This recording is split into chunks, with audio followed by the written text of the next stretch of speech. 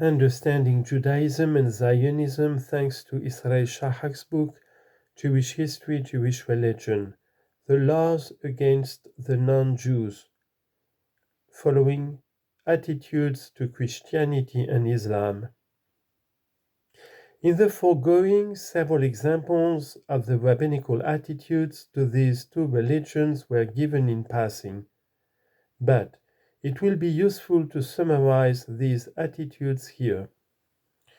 Judaism is imbued with a very deep hatred towards Christianity, combined with ignorance about it. This attitude was clearly aggravated by the Christian persecutions of Jews, but is largely independent of them. In fact, it dates from the time when Christianity was still weak and persecuted, not least by Jews, and it was shared by Jews who had never been persecuted by Christians or who were even helped by them. Thus, Maimonides was subjected to Muslim persecutions by the regime of the Almohads and escaped from them first to the Crusaders' kingdom of Jerusalem. But this did not change his views in the least. This deeply negative attitude is based on two main elements. First, on hatred and malicious slanders against Jesus. The traditional view of Judaism on Jesus must of course be sharply distinguished from the nonsensical controversy between anti-Semites and Jewish apologists concerning the responsibility for his execution. Most modern scholars of that period admit that, due to the lack of original and contemporary accounts, the late composition of the Gospels, and the contradictions between them, accurate historical knowledge of the circumstances of Jesus' execution is not available.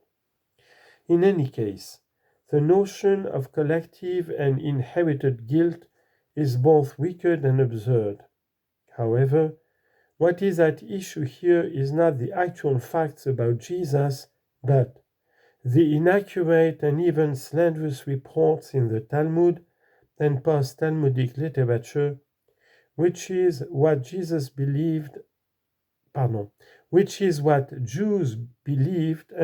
the 19th century, and many, especially in Israel, still believe. For these reports certainly played an important role in forming the Jewish attitude to Christianity. According to the Talmud, Jesus was executed by a proper rabbinical court for idolatry, inciting other Jews to idolatry, and contempt of rabbinical authority. All classical Jewish sources which mention his execution are quite happy to take responsibility for it. In the Talmudic account, the Romans are not even mentioned. The more popular accounts, which were nevertheless taken quite seriously, such as the notorious Toldot Yeshu, are even worse, for, in addition to the above crimes, they accuse him of witchcraft. The very name Jesus was for Jews a symbol of all that is abominable, and this popular tradition still persists. Note: the Hebrew form of the name Jesus, Yeshu, was interpreted as an acronym for the curse "May his name and memory be wiped out," which is used as an extreme form of abuse. In fact, anti-Zionist Orthodox Jews, such as Neturei Karta, sometimes refer to Herzl as Herzl Jesus, and I have found in religious Zionist writings expressions such as Nasser Jesus, and more recently, Arafat Jesus. End of note. The Gospels are equally detested, and they are not allowed to be quoted, let alone taught, even in modern Israeli Jewish schools. Secondly, for theological reasons, most rooted in ignorance, Christianity as a religion is classed by rabbinical teaching as idolatry. This is based on a crude interpretation of the Christian doctrines on the Trinity and Incarnation. All the Christian emblems and pictorial representations are regarded as idols, even by those Jews who literally worship scrolls, stones, or personal belongings of holy men. The attitude of Judaism towards Islam is, in contrast, relatively mild.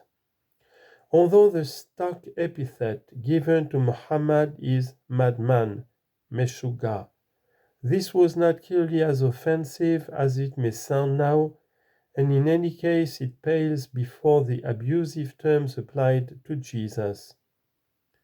Similarly, the Quran, unlike the New Testament, is not condemned to burning. It is not honored in the same way as Islamic law honors the Jewish sacred scrolls, but is treated as an ordinary book. Most rabbinical authorities agree that Islam is not idolatry, although some leaders of Gush Emunim now choose to ignore this. Therefore, the Halakha decrees that Muslims should not be treated by Jews any worse than ordinary Gentiles, but also no better. Again, Maimonides can serve as an illustration. He explicitly states that Islam is not idolatry, and in his philosophical works he quotes with great respect many Islamic philosophical authorities. He was, as I have mentioned before, personal physician to Saladin and his family, and by Saladin's order he was appointed chief of all Egypt's Jews. Yet, the rules he lays down against saving a Gentile's life, except in order to avert danger to Jews, apply equally to Muslims.